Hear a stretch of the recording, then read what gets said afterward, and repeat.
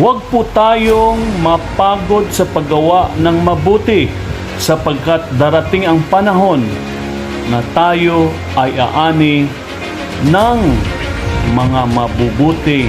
Tulad sa sinabi sa banal na kasulatan, kung ano ang iyong itinanim, ay iyon din ang iyong aanihin.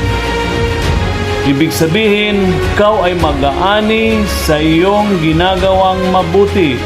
Tiyak ang babalik sa iyo ay mabuti.